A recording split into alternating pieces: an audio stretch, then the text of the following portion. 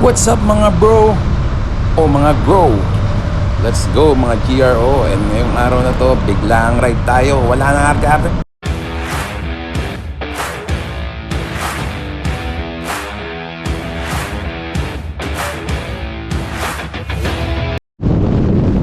O yun, what's up mga bro? Nandito na naman tayo sa NLEX. Ayan, hindi ko lang kung saan tayo pupunta, pero nagkayayaan. Usually sa GC may isa magyayaya at ayun na, maglilistahan na. Ayan na mga GRO boys, mga pare. Ayan, mamaya papakilala ko sa inyo yung mga kasama natin. Pero yun nga, nagkayayaan tayo papunta sa Malico, Pangasinan.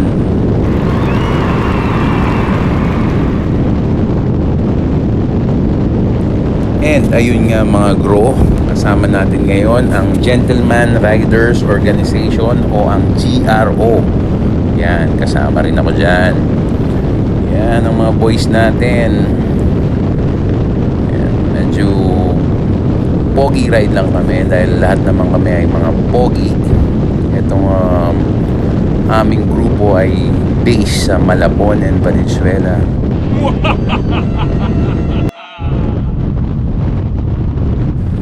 And again mga gro, ito na po ang aming BMW trophy, ang aming VP Jojo F all the way. Ayun, kasunod ang GSA 1200 VP Eric. Ayan din, Jojo C. May mga guest riders din kami, so hindi ko masyadong makilala. Okay, so ayun po ang first batch. Tignan natin ang mga susunod. Makikilala ko sila. Ayan, hindi ko kilala. So, let's go. Ayan, mabilis pa rin tayo mga group. Okay, so another BMW. Ayan, tumatayo pa. Ayan, angas. Okay. Kilala ko yan. Yan. Jojo yan. BMW 850 yan. Mga bro. Ayan. Let's grow! Okay. Next is Vince. Ayan. Honda 600. Superbike, isa sa mga superbike namin. Kasama ko rin yan sa Ironman finisher. Ito si RC, ayan, Ronald, BMW 1250. Ayan, sino ba? Pasok.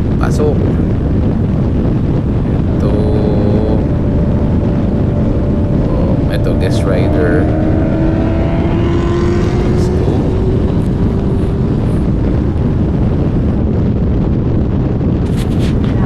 Ito si Smile Moto. Ayan, follow nyo siya sa kanyang Facebook page at meron siyang talyer. Ayun na, nagmamadali. Let's go. Ito po ay nasa kahabaan kami ng NLEX. Alright, what's up man? Ayun po. So, okay, so official videographer na rin ako. Ayun, mahataw. Ito si Wendell. Wendell Baluarte. And so dahil nga ang haba ng katawan dito, tsaka chill ride namin, iiwanan ko kayong panoorin ang kagandahan ng North Luzon Expressway na merong rock music. Pasok!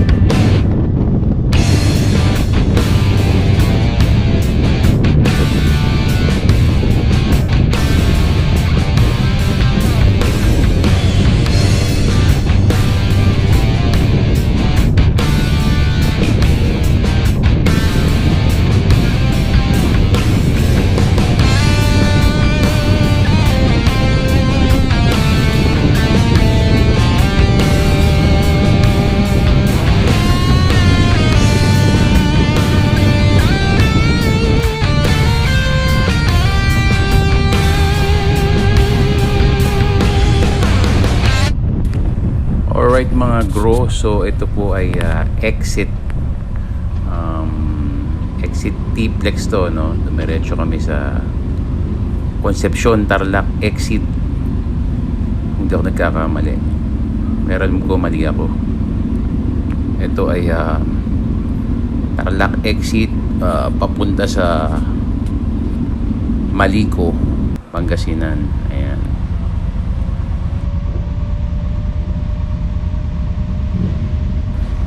So ayan, tagal dito, no? Ayan, so tingnan natin kung gagana. Yun, gana yun sa akin. Iba talaga pagka lagi kang may load. Ayan, let's go. So ayan na po, Concepcion yata to. Binabaybay namin ng papunta sa may MacArthur, dahil meron kaming imimit doon na aming magiging trangko na maglilid sa amin papunta sa Malico. So yun naman usually mga ride namin. Meron kaming mga pinupunta, mga friends na sila mismo magtutour sa amin doon. Usual stuff ba na laging ginagawa ng mga Pinoy. May kaibigan, o pare ikaw na bahala sa amin, ganyan. Okay, so let's go. So ito, papunta kami doon sa friend namin, si Oliver. Again, yun nga, yung pare ikaw na bahala sa amin, ikaw na bahala sa pagkain, lahat ikaw na bahala. Parang mga pelikulang na Fernando po. Pagkatapos na may kakaway sa waiter, ituturo yung kaibigan. Ganun ang mga masasarap na gawaing Pilipino. Let's go! Okay, so dumating na kami dito sa kaibigan namin. Ito yung kanyang business, McDonald's. Tapat na McDonald's. Yan. Ang kanyang business ay walang iba po kundi Puninaria. Ayan. So kung akala nyo sa McDonald's kami, nagkakamali kayo. Tapat lang po na McDonald's. Ito, Puninaria. Yan, si Oliver. Alright, so dumiretso na kami papuntang Malico. So yung pag-meet namin ni Oliver, hindi ko na nailagay dito. Nandun siya sa TikTok ko. Follow nyo na lang, John the Revelator. Yun, mas marami tayo doon. Nasa almost 40,000 tayo doon. So ito po, itong itsura ng papunta sa Malico, Pangasinan. Bundukin na maraming banking, pero mag-gravel siya. So konting ingat lang mga gro. Ayan, makikita nyo ang daming gravel na tandaan na to, tsaka matubig din siya. So konting ingat lang, ride safe. Mas importante, nakakapasyal ka tsaka nag-enjoy. Ayun na si Oliver. Ayun, no? Ayan, magaling yan, master rider. Ayun. So yan lang po. Andar. Mamaya lalagay ko dito yung drone shots ko. Makikita nyo yung taas mismo ng Malico dito sa video ko na to. Ayan, dire-diretso pa rin tayo.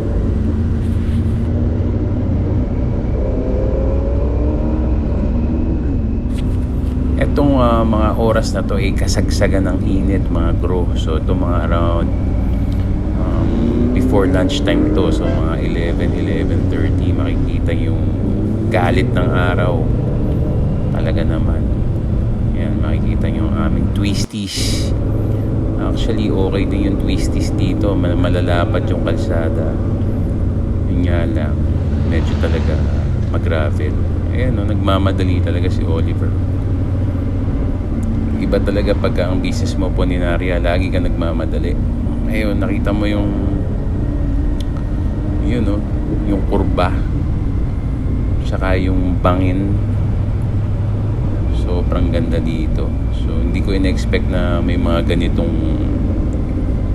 kalsada dito sa bandang Pangasinan, which is ngayon nagiging sikat na sa mga riders. So ayun, kung bago kayo dito sa Malico, comment down below. Pero kung nakapunta na kayo, comment down below lang din. And like, follow, and subscribe mga bro. Let's go! So ayan, malapit na kami sa aming kakainan. Merong restaurant dun sa kalagitnaan ng Malico. Yan, na may overlooking sa bulubundukin. And so nandito na kami at ito na rin ang aking drone shot. So enjoy nyo ang aking mga aerial footage. May kasama siyang chill sound. Pasok!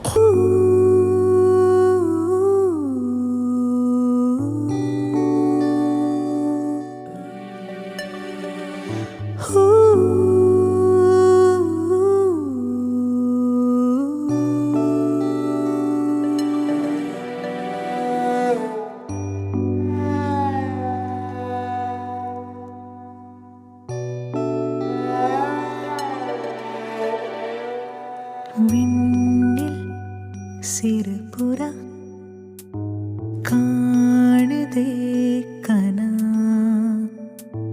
കാൽകൾ തറി തൊടവിல்லை போகுதே உலா விண்வெளி தாண்டிட உன் மனம் ஏங்குதோ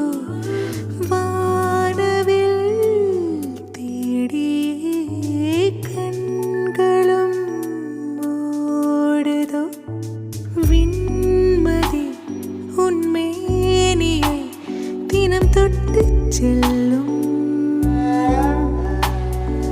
மேகங்கள் நீ போகையில் உருவாகிக் கொள்ளும்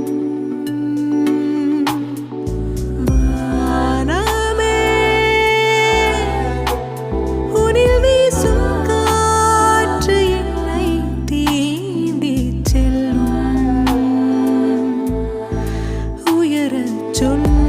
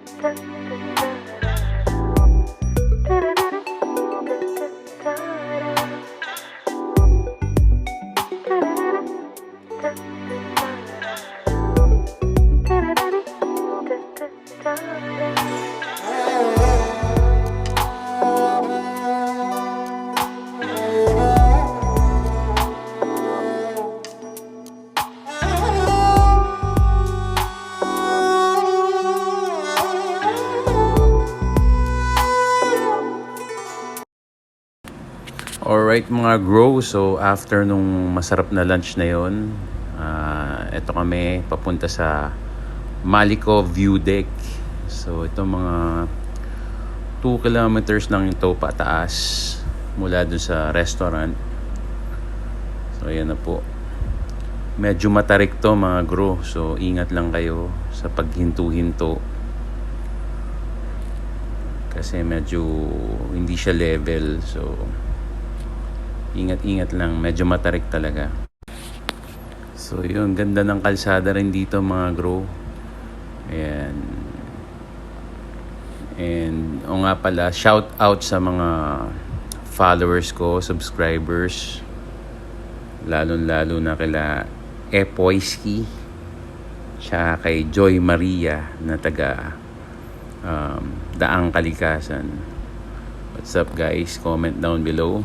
Ayan, medyo patapos na yung video. Pasensya na kayo, medyo nakakatamad kasi mag-edit. Pero still, nakakagawa pa rin tayo ng mga videos na ganito.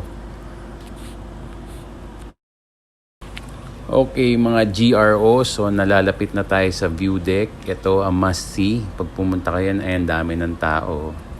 Pumipila sila doon sa sign. And dito rin meron siyang parang mini store. Souvenir items. Mabibili nyo dyan sa establishment na yan. Nag-iisa lang din dito yan. So pag pumunta kayo dito, yan, wag nyo i-miss itong mga to. Must see to, must see. So yun na ang dulo. So bumabalik kami. Ayan, makikita nyo dyan. Pag nakita nyo yung sticker ko dyan, sa loob nyan, comment lang kayo. Papadalan ko kayo ng GCash. O picturean nyo pala. So yun. Ayan. Cool din dito sa place na to. Kasi talagang hindi ko in-expect na may ganito palang lugar dito sa Pangasinan. Ayan, kailangan magpa-picture ka dyan. So park lang dito. Yun. So yun guys, picture lang kami, konting kwentuhan. Ayan, tapos go na pababa ulit, same route. Wala na po kami, hindi po to pa loop. So kung ano yung way namin paakyat, yun din ang way namin pababa. So again, thank you sa aming tour guide, fellow rider na si Oliver. Yun, tsaka maraming salamat. Ayan, NLEX na pauwi. Maraming salamat again sa Gentleman Riders Organization at sa aming President, Pres Ian, at sa aming mga susunod pang mga rides, mga gro. Ayan. Medyo mainit na talaga dito. Ayan, naayos ko ang aking cardo. So, yun lang mga gro. I hope na-enjoy nyo aking video. Tsaka, ride safe palagi. And, tamang speed lang. Tamang 150. Okay? Till next time mga gro.